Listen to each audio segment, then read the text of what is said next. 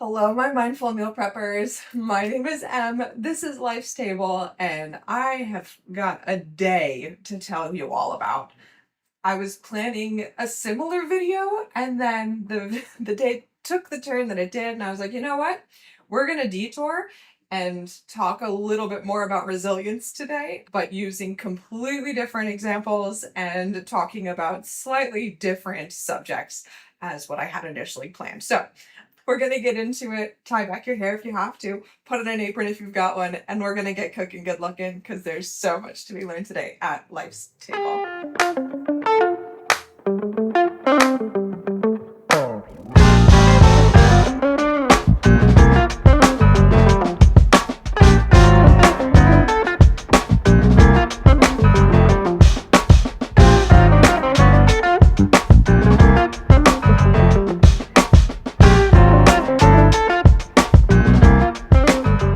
We're gonna have a really small, light, easy dinner today.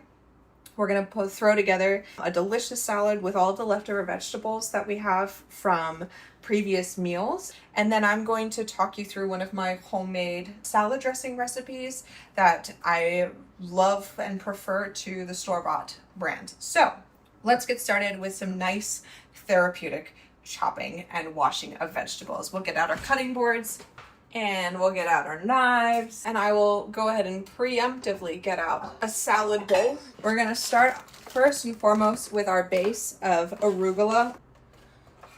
I love when they give serving sizes and it's one package, as if I would eat an entire package of arugula in one sitting in one go. We bring out our colanders and we'll give this a quick rinse. Let's get started with tomatoes, radishes, cucumber, cilantro, and avocado. We're all just going to give it a rough chop to slightly somewhat uniform pieces. And I will move them into this bowl while we wait for the arugula to continue to drain. I've got about a half a container of great tomatoes left. If you don't have tomatoes, like, this is just to get rid of the vegetables in your fridge. These ingredients don't actually matter. We've got half a cucumber from yesterday. We've got a bunch of radishes and carrot left over from yesterday. I've got tomatoes left over and I would like to eat them before they go bad and get moldy. So whatever you have lying in the fridge, we're going to use it and throw it in today. And I'm going to bring this together about as quickly as I can. So I'm going to quarter these. So let's talk about the day that I've had and relate it to resilience. I'm not just venting. I promise there will be a conclusion to this and a moral to this story. Just come on this journey with me for a second, okay? My day begins very abruptly at 3:30 this morning. What happens at 3:30 this morning? I'm so glad you asked, meal preppers. My dog, Amy, wakes me up at 3:30 this morning very abruptly by falling down the stairs. Something has gotten her up in the middle of the night, which normally does not happen. That is not normal. This snaps me awake very, very quickly, and I go into what's wrong mode. I go downstairs to see if she's okay. It turns out she's not okay. The reason why she has gotten up at 3:30 in the morning is because she needs to throw up on, of course, the dining room carpet.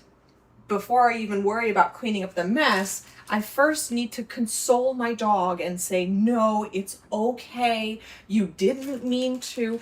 It's gonna be fine. I'm not mad. I'm moving on to my radishes. I finish consoling my dog, who is clearly not feeling well, and I then move on to cleaning my carpet at 3:30 in the morning. I finally get myself back to bed, calmed down enough that I do get to go back to sleep. That doesn't really make up for the sleep that I've lost and the REM cycles and the circadian rhythm that I have very abruptly interrupted. But that's okay. So wake up already exhausted. Hit snooze maybe one too many times. I am now running late for work, and in my fog of trying to make myself breakfast and prep my lunch for the day and so on, I take a sip of my coffee this morning and discover almost immediately, ooh, something doesn't taste right. So, coffee is spoiled, coffee is poured down the drain, I'm going without coffee.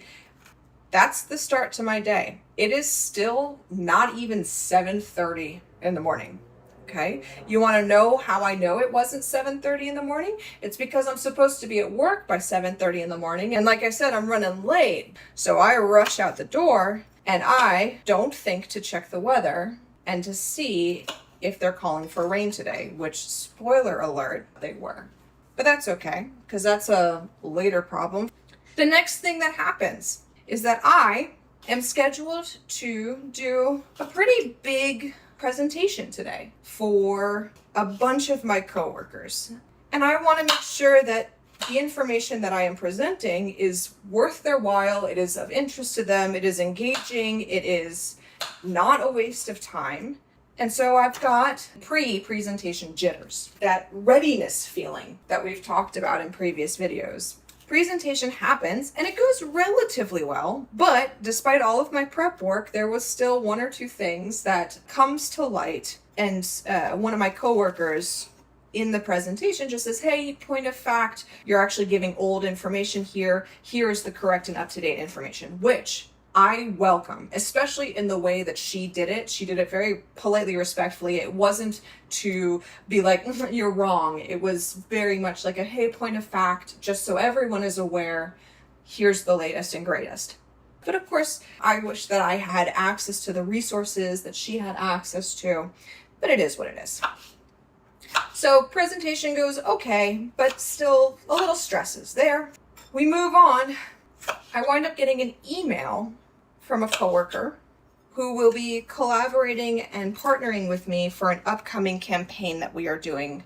And the email, I think on a good day it would have confused me, but as today was not really shaping up to be a good day with all of the factors that were building up, it kind of just really frustrated me.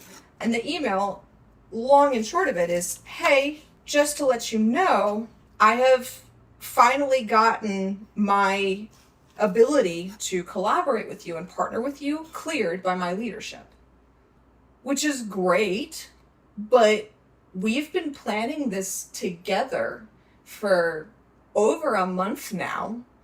We were all operating under the assumption that you had already gotten clearance from your leadership. You are going to be the presenter at what we are planning. If you don't present, this thing isn't happening. I thought that we had made that pretty clear in our communications, but perhaps not. But here we are, 2 weeks out from the time that we are supposed to be presenting this stuff. And you're just now clearing your participation and involvement with your bosses? Hello? And so that added to the stress of the day. Everything has been happening and building and coming to a head. 2 o'clock rolls around and I realize only then, oh my gosh, I still haven't eaten yet today. And then last but not least, we'll do a nice big carrot for this salad. Last but not least is, as I'm walking home, the skies open up and I do not have a raincoat and I am carrying my work laptop. And so I get to walk home in the rain, drenched. So that was the cherry on top of this day. At this point, I feel like there are a lot of you that are still waiting for what the bad part is, which is my hope. When it comes to resilience and building resilience, we tend to focus on 4 categories. First C of resilience is the challenge. Calling back to the presentation, I could have perceived the stress signs that I was feeling, my heart rate racing. I kind of got like the shakes, the jitters. I could feel myself getting a little twitchy, getting a little jittery. I lost my appetite. I was stressed about this presentation because it was the first time that I was going to be presenting to essentially my organization as a whole. But instead of seeing it as something to be stressed about and something to really be worried about, I instead chose it to be a growth opportunity, a test for myself to see, okay, hopefully I'm capable of doing presentations like this because there will be many in the future. But this is the first little test to see if that's the case. And when it didn't go 100% to plan, 100% perfect, well, that's okay. It's a growth opportunity. It is a learning opportunity. And I still walked away from it thinking, you know what? Overall, this was very positive. For the first C, the challenge, it is our ability to see stress as normal and as just a part of life and to get comfortable with it, which we've talked about a couple of times now. So I'm going to move on to the next one. The next C of resilience is our perception or belief of control over the situation. When that email from my coworker came in that said, hey, just confirming that I can in fact do the thing I told you I could do over a month ago, my initial reaction was anger, was like a shocked, bewildered, like, why are you telling me this now? But in that moment, I had a little intervention with myself. I can't control the fact that they put this off until now to get clearance. So what do? Well, I focus on the things that I can control, which is my reaction to this email. So what do? I take a few deep breaths. I do vent to my coworker to get that initial response and anger out. I'm going to feel these feelings. They're not in my power or control to feel or not feel, to turn on or turn off. That's not how that works. But what I can do is not have that be my email response, because that's not helpful. That's not beneficial. And ultimately, they've just now committed to continuing to work with me. So I need to be a good teammate and say, oh, wonderful. Can't wait for a couple weeks from now. We focus on the things that we can control, and that belief that we have this control helps us to navigate the things that we don't have power over. By the way, cut around the center, give a twist, open this way. Ooh, I've got a great avocado. Hey-o, see, it's not a bad day. I've got a great avocado. And then what I like to do when cutting avocado, before we move on to the third and fourth C, I promise I won't forget. I slice very gently. I'm not cutting through the skin. Very gently, just pressing the knife through the avocado to create these slices. And then when I finish with one side, I rotate 90 degrees and I do the other side. Same thing, very gently. And then what I do is I just give a little squeeze, like you're squeezing a lemon. And all the little pieces fall out, just like that. If you're only using half of an avocado, by the way, to store it, you're welcome to just put it in a plastic bag and take care of it now. But leave the pit in. Whichever side the pit has come out on, cut the side without the pit. The pit will help to preserve it. You'll then put a little drop of lemon juice over the top to prevent that browning. You can actually also keep this side over top of it as well, kind of as like a little seal, and that should help to preserve your avocado. To get the pit out, and again, very carefully, you're welcome to give a little stab and try to push this way with the knife. I also will hit here and twist, and that gets the pit out. Very careful. So, the third C of resilience is commitment. And what I mean by that is it's the asking yourself, is it worth it? And having the answer be a resounding yes. Commitment is that continued dedication, that continued investment into what is happening. Either the events that are transpiring, the people that are behind the events that are perhaps stressing you out. The most obvious example of this from my day was Amy. As much as there are an infinite number of other things that I would much rather be doing at 3:30 in the morning than cleaning vomit off of my carpet, let me table these feelings that I have. Let me rinse my fingers. All right. I'm going to move on to my cilantro because I have a bunch left over. not only am I dedicated and committed to her, I'm also dedicated and committed to the cleanliness of my house. As disgusting as the idea of this is to me, as repulsive as this idea is, I could have just left the mess for the morning. But I don't know that I would have been able to go back to sleep knowing that there was vomit on my floor. So the commitment to keeping my house clean, that is what kept me up and keeping with this is worth it. The fourth C of resilience is confidence. It is your belief in yourself that you can do it. Whatever this circus of a day is throwing at me, at no point did the thought cross my mind of, you know what, you could just go home. You could just call out. You don't have to deal with it. You don't have to do this anymore. It's not worth it. You can't handle it. Every time that I got knocked down today, I took a deep breath and I said, get back up.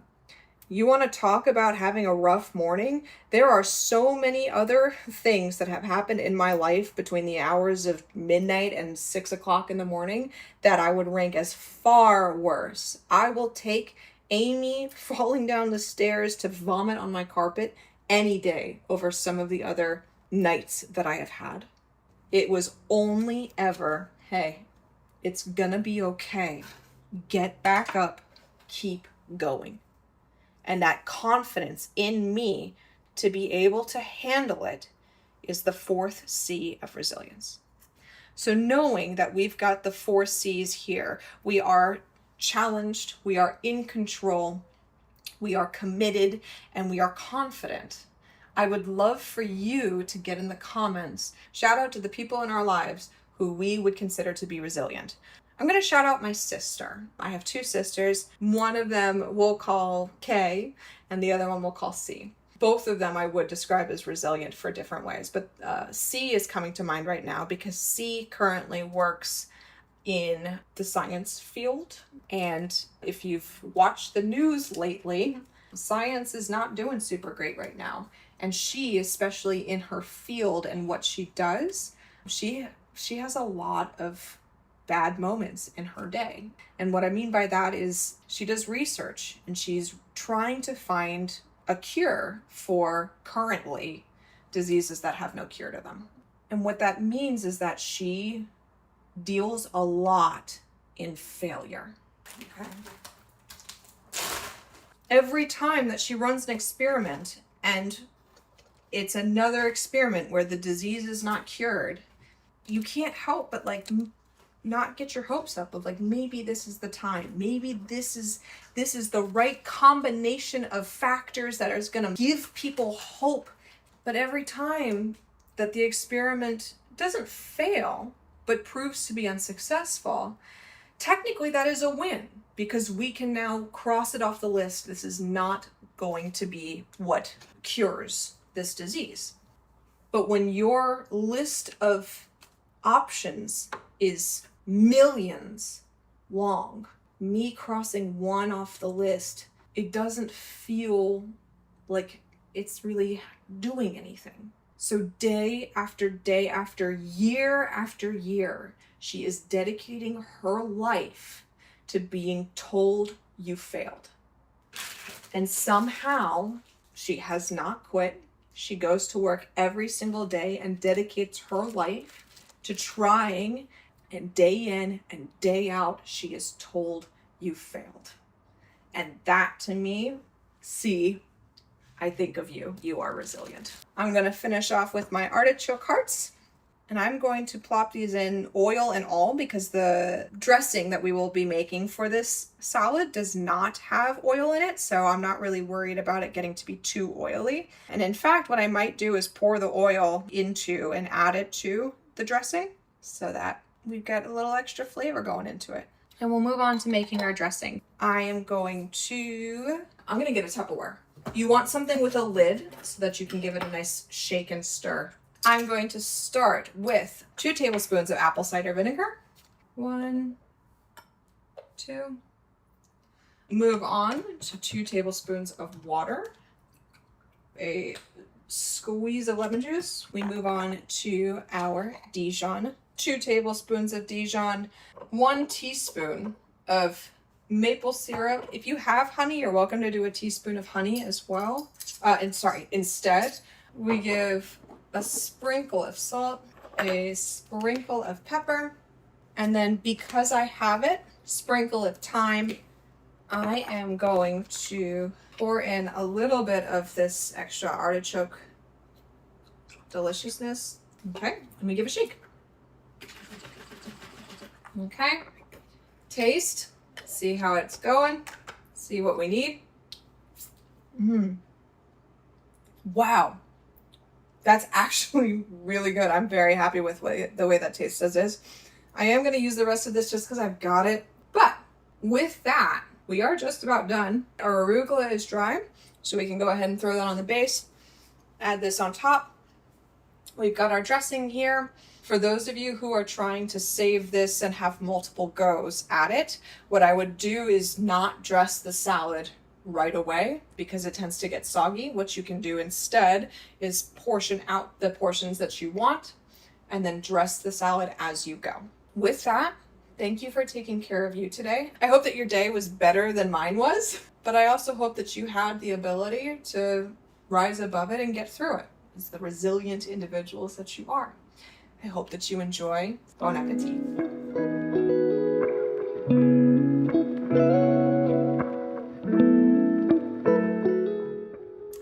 Hi everyone. We'll go ahead and take a bite.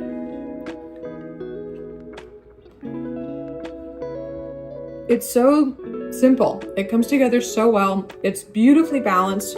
I do hope that you will enjoy. Thank you for taking care of you today. Bon appetit. I'll see you in the next one. Bye.